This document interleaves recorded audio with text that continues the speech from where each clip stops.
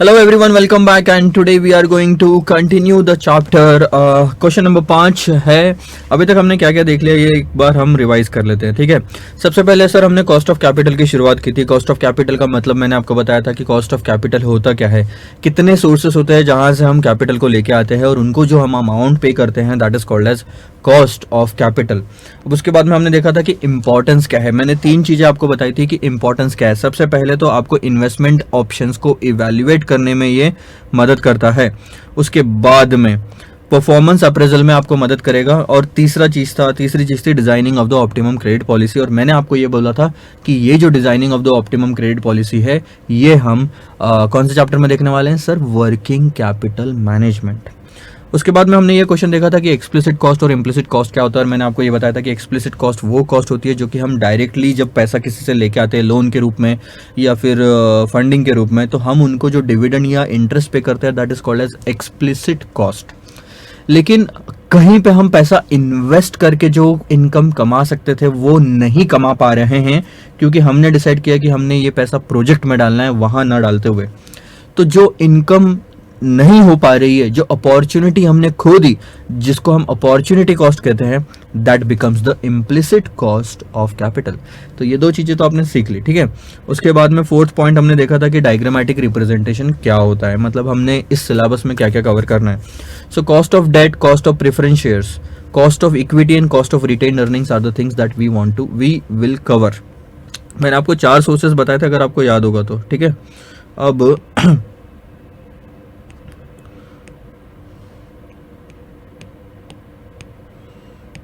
मैंने आपको 4 सोर्सेस बताए थे जिसमें था एक था इक्विटी, डेट, प्रेफरेंस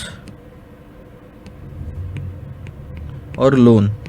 अब ये जो डेट है और लोन है ये इन दोनों की कॉस्ट ऑफ कैपिटल निकालना हम इसी से सीखेंगे जो कि cost of long term date है. प्रेफरेंस के लिए अलग से हमारे पास में वर्किंग रहेगी और इक्विटी के लिए भी हमारे पास में अलग से वर्किंग है, मतलब अलग से कॉन्सेप्ट है जिसमें हम पढ़ेंगे. ठीक है, यहाँ तक हम चीज़ें सर देख चुके थे.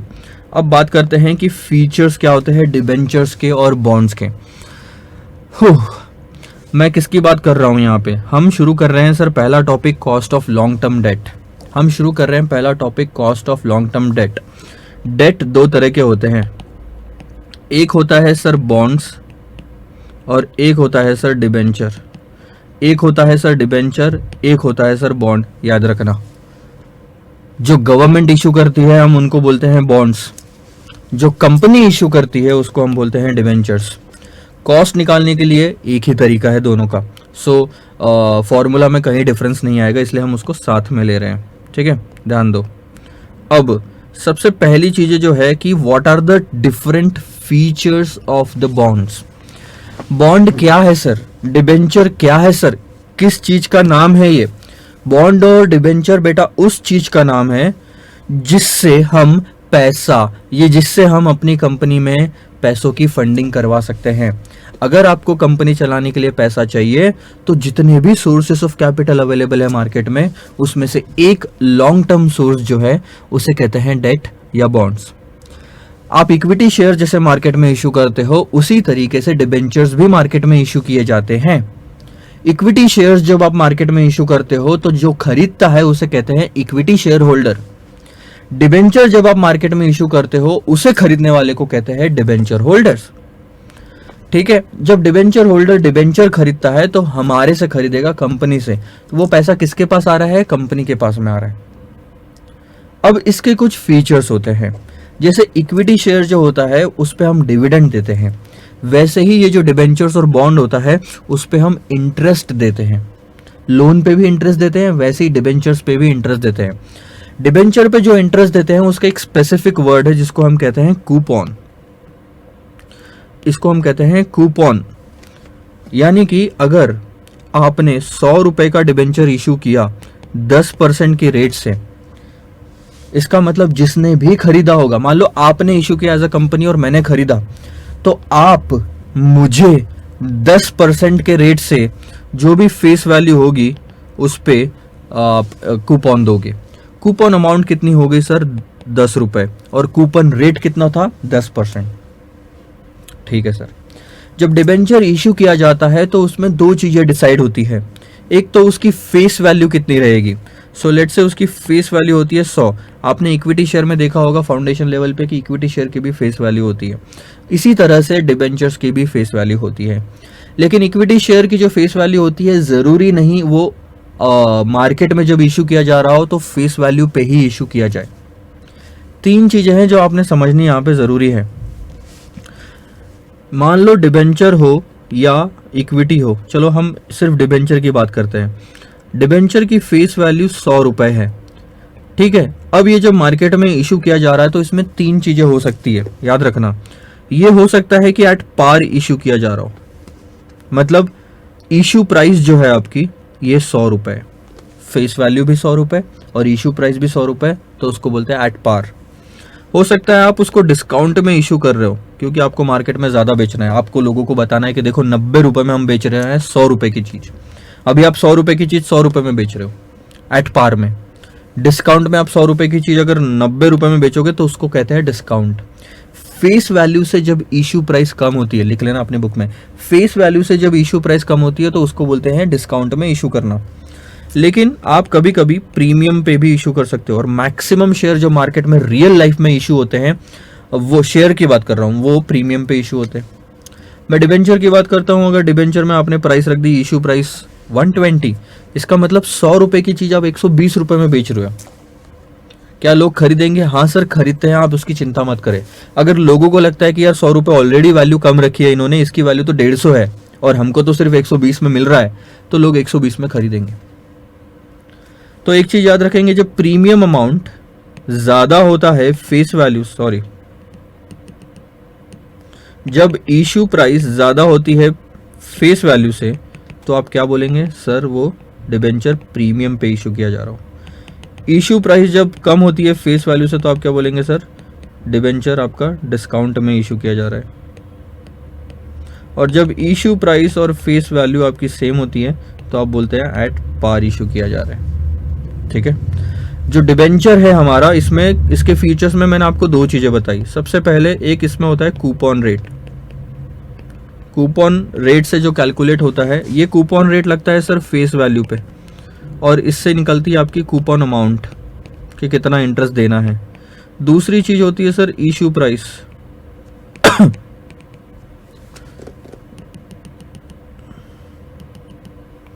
दूसरी चीज होती है फेस वैल्यू, जो हमने ऑलरेडी डिस्कस कर ली। तीसरा फीचर होता है सर इसका इशू प्राइस, यानी मार्केट में आप कितने रेट में इशू कर रहे हैं। अब इशू प्राइस पे डिपेंड करता है कि आप बॉन्ड को पार एट पार इशू कर रहे हैं, डिस्काउंट में इशू कर रहे हैं या प्रीमियम पे इशू कर रहे हैं। चौथी चीज होती है सर रिटर्न, यानी कि इसको बोलते हैं यील्ड। यील्ड का मतलब होता है रिटर्न, ये होता है परसेंटेज में। ठीक है, और ये तो हम कैलकुलेट करते हैं, ये दिया हुआ नहीं होता। Let's say for an example की फेस वैल्यू है 100 रुपये, इशू प्राइस है 90, और कूपन का अमाउंट आपका जो है वो है 10% का, सॉरी कूपन का जो रेट है वो है 10% का। अगर आप कैलकुलेट करेंगे तो 10% अगर फेस वैल्यू पे लगाए तो कूपन अमाउंट कितनी निकलती है सर? 10 रुपये निकलती है। ठीक है, आप इसको अगर इस पे लगाओगे तो आपको ये 10 रुपये मिलेगा। मैं क्या कह रहा हूं ना सर, आपको यील्ड निकालनी है, यानी कि रिटर्न कितना। रिटर्न कैसे कैलकुलेट करते हैं? मैंने जो इन्वेस्टमेंट किया 100 रुपये का, उस पे मैंने कितना कमाया, ये मेरा रिटर्न हुआ। अब जब आप मार्केट में ये बॉन्ड खरीदने जाएंगे तो बताइए सर, पहली बात तो पहला सवाल मेरा ये आपसे है कि आप कौन सी प्राइस पे खरीदेंगे। होल्ड ऑन एक सेकंड। हाँ, तो कौन सी प्राइस पे खरीदेंगे? ये तो बात सिंपल है कि सर आप 90 रुपये में खरीदेंगे जो मार्केट में प्राइस चल रही है। तो आपके जेब से कितना पैसा गया सर? 90 रुपये गया। और जब आपको साल के अंत में इंटरेस्ट मिलेगा तो कितने रुपए का इंटरेस्ट मिलेगा? सर आपको जब इंटरेस्ट दिया जाता है ना, तो इश्यू प्राइस से कोई लेना देना नहीं होता उसका, आपको कूपन रेट लगता है आपके फेस वैल्यू पे। कूपन रेट लगता है आपके फेस वैल्यू पे, तो आपको अमाउंट कितना मिलेगा सर? 10 रुपये का। यानी कि आपने जेब से कितने पैसे लगाए? 10 रुपये, सॉरी 90 रुपये, लेकिन आपको मिला कितना? 10 रुपये। ये कितना परसेंट होगा सर? 11.11%। रिटर्न कितना है आपका? 11.11%। यील्ड कितना है आपका? 11.11%। आई बात समझ में? तो ये एक और फीचर हो गया। कुछ और एक्स्ट्रा जो 2-3 फीचर है मैं आपको समझा देता हूँ। फेस वैल्यू हो गया, ये हो गया। अब मैं आपको बताता हूँ और एक दो चीज़ें जो हैं, हाँ ठीक है, ये तीन चीज़ें जो है, मैच्योरिटी पीरियड। डिबेंचर जब आप मार्केट में इशू करते हैं तो डिबेंचर, सॉरी इक्विटी शेयर की बात करता हूँ, जब आप मार्केट में इक्विटी शेयर इशू करते हैं तो इक्विटी शेयर इररिडीमेबल होते हैं। इसका मतलब क्या है कि इक्विटी शेयर कभी वापस, इक्विटी शेयर की कोई एक्सपायरी डेट नहीं होती कि 4 साल तक इक्विटी शेयर चलेगा उसके बाद खत्म हो जाएगा, आपको आपका पैसा वापस मिल जाएगा ना।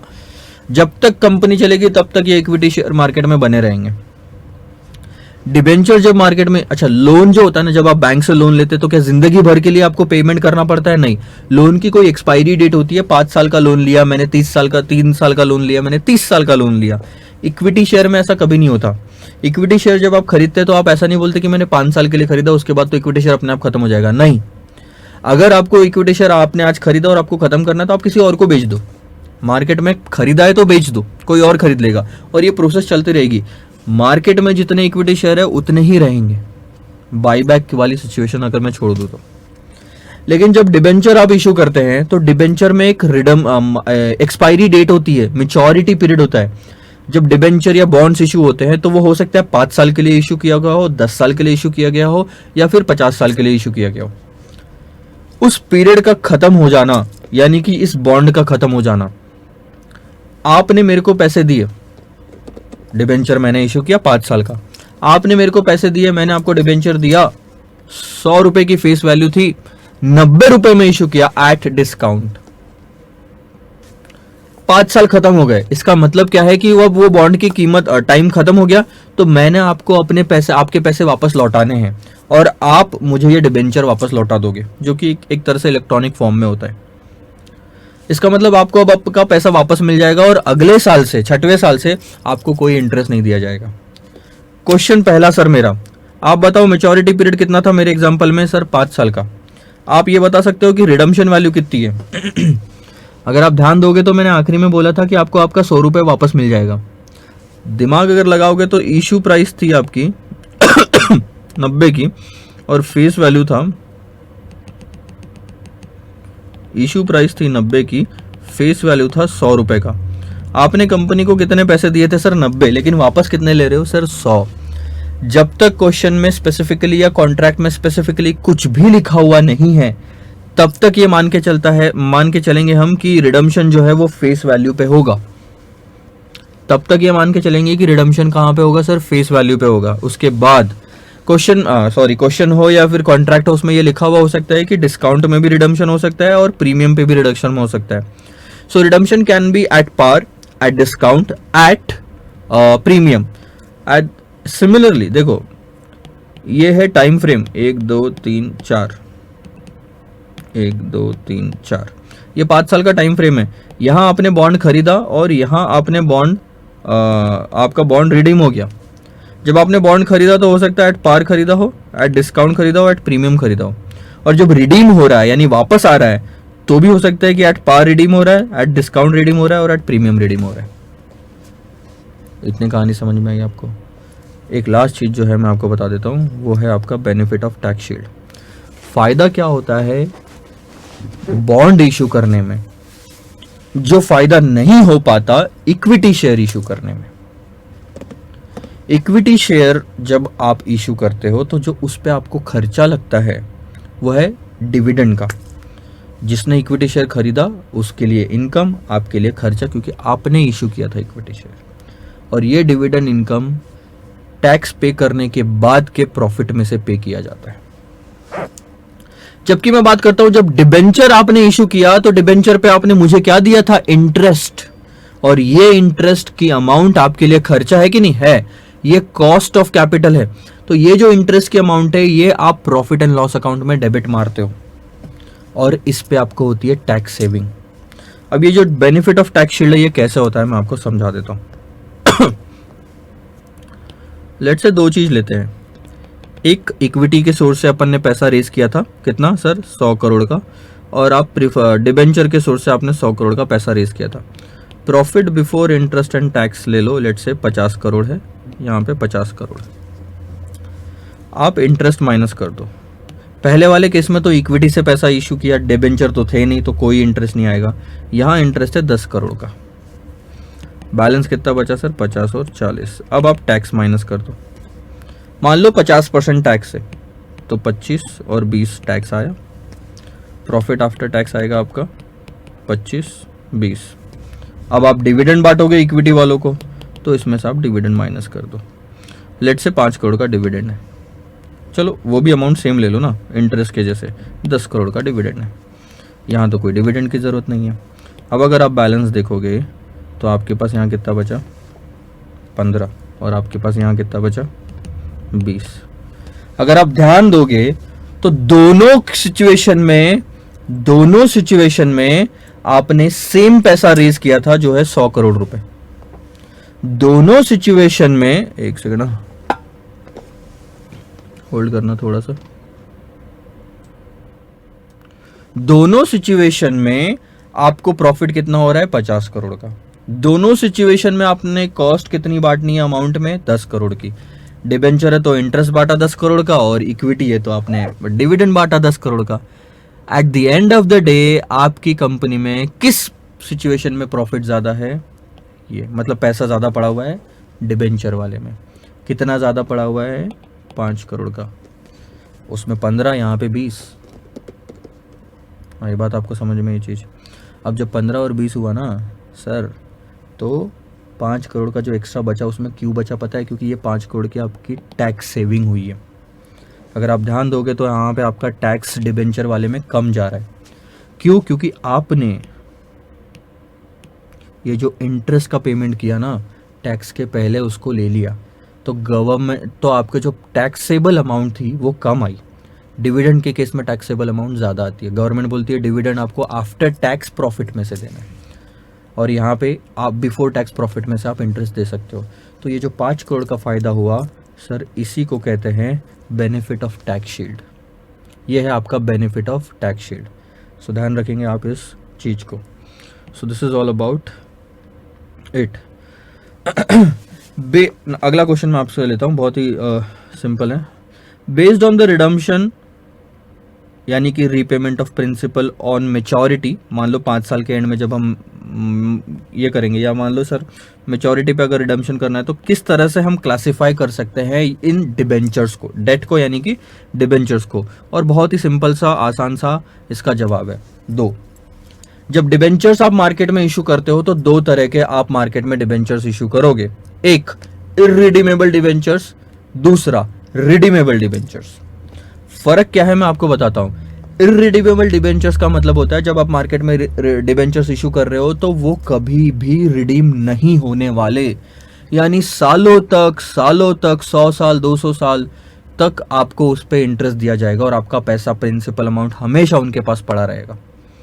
These are called as irredeemable debentures. India में हम इररिडीमेबल डिबेंचर्स अभी इशू नहीं कर सकते। दूसरा है रिडीमेबल डिबेंचर्स। इसका मतलब जब भी आप डिबेंचर या कोई भी कंपनी डिबेंचर मार्केट में इशू करेगी तो उस कंपनी को ये बताना पड़ेगा कि इसकी मैच्योरिटी क्या है, कितने साल बाद इन्वेस्टर्स को अपना पैसा वापस मिल जाएगा, फेस वैल्यू, कितने साल बाद ये डिबेंचर्स खत्म हो जाएंगे। सो रिडीमेबल डिबेंचर्स की मैच्योरिटी होती है, इररिडीमेबल डिबेंचर्स की मैच्योरिटी नहीं होती। आपके पास नोट्स होंगे, उसमें ये चीज लिख लो। इररिडीमेबल के आगे लिखो कि देयर इज नो मैच्योरिटी, ये परपेचुअल होते हैं। और रिडीमेबल के आगे लिख लो कि रिडीमेबल के आगे क्या लिखोगे आप, कि इसकी मैच्योरिटी होती है। ठीक है, एक सेकंड होल्ड करो अभी।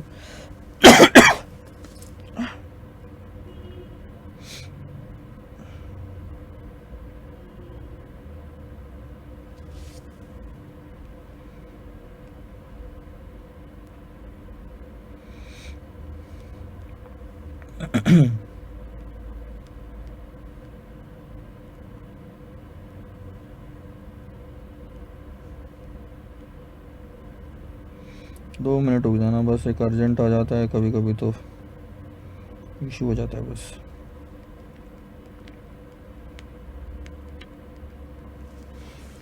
कूल, इतना आपको समझ में आ गया। आगे बढ़े हम। टाइमिंग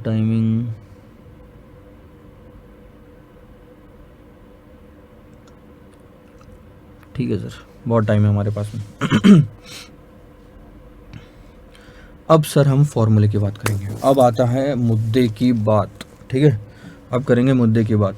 सर किस तरह से इररिडीमेबल डिबेंचर्स की कॉस्ट निकाल सकते हैं, इसके बाद का क्वेश्चन, सर किस तरह से रिडीमेबल डिबेंचर्स की कॉस्ट निकाल सकते हैं,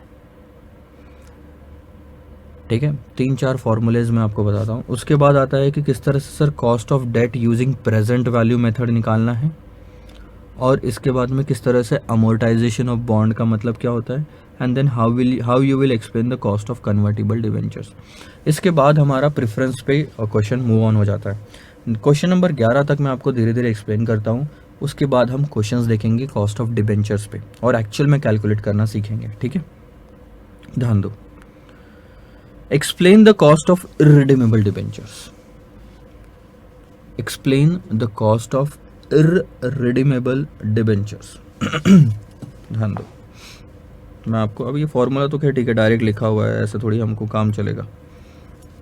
पहली बात तो ध्यान दो, जब भी आपको कॉस्ट ऑफ डिबेंचर निकालनी है, ठीक है, जब भी आपको कॉस्ट ऑफ डिबेंचर निकालनी है तो कॉस्ट को हम के नाम से डिनोट करते हैं हमारे फाइनेंस में। सर ये क्या बात हुई, कॉस्ट तो सी से शुरू होता है, कोई बात नहीं, जो फॉर्मेट यूज़ होता है, जो लोगों ने यूज़ करते आए हैं वो हम यूज़ करेंगे आगे भी।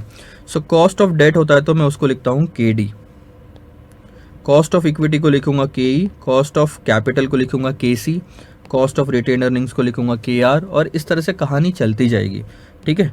अभी हम बात करते हैं कॉस्ट ऑफ डेट। क्वेश्चन अगर आपको आता है कॉस्ट ऑफ डेट कैलकुलेट करने का, तो दो चीज़ है उसमें आपको जो डिसाइड करनी है। सबसे पहले, क्या ये डेट रिडीमेबल है, क्या ये डेट्स इररिडीमेबल है। रिडीमेबल है इसका मतलब आज से ठीक 5 साल, 10 साल, 15 साल, 20 साल, यानी कुछ तो एक साल होगा जहाँ पे वो रिडीम हो जाएंगे, खत्म हो जाएंगे। लेकिन इररिडीमेबल में क्या होता है, आज डिबेंचर शुरू तो हो जाएगा लेकिन खत्म कभी नहीं हो पा रहा, कभी नहीं होगा।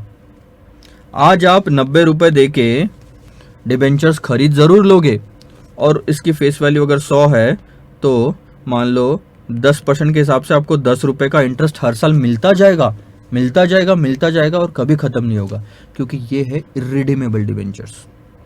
आप बताओ, आप बताओ सर एक चीज बहुत ही सिंपल, आप हो वो डिबेंचर होल्डर, मैं हूं वो कंपनी, ठीक है, मैं हूं वो कंपनी।